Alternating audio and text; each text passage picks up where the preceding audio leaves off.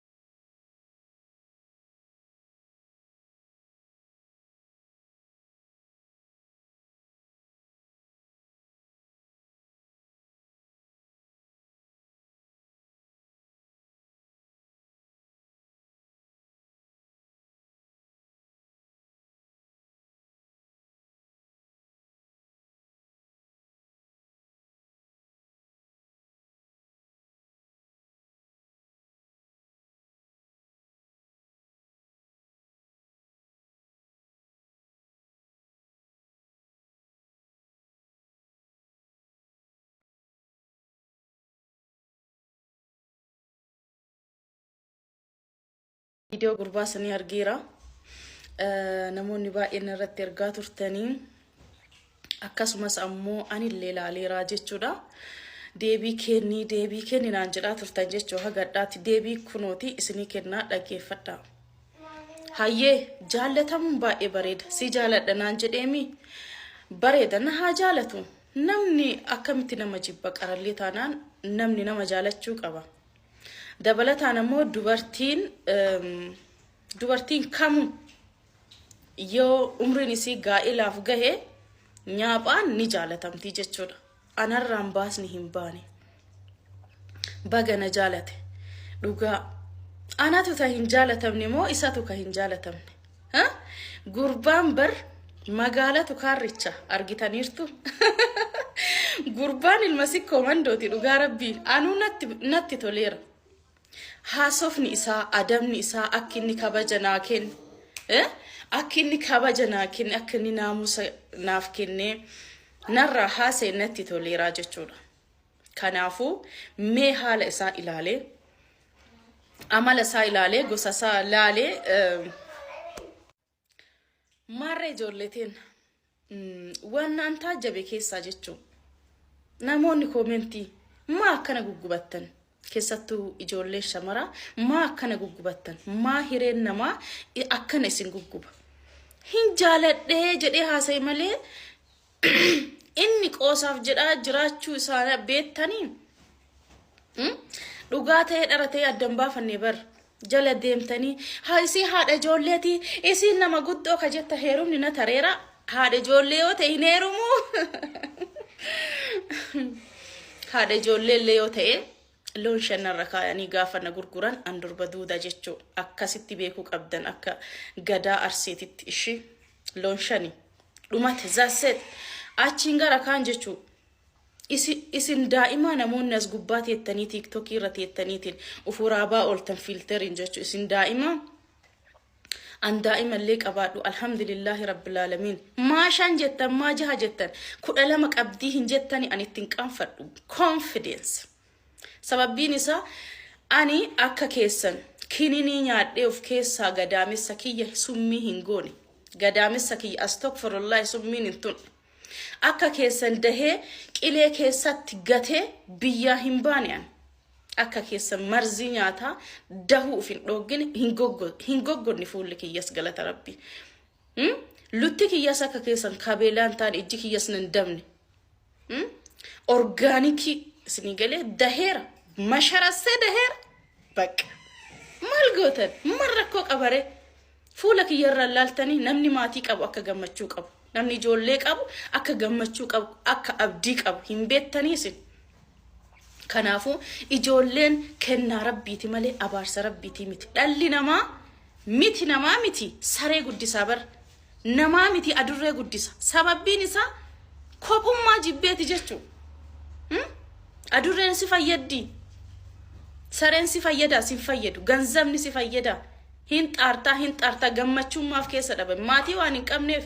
nama jiraattuuf wahii qabaachuu qabda lafa kanarratti jechuu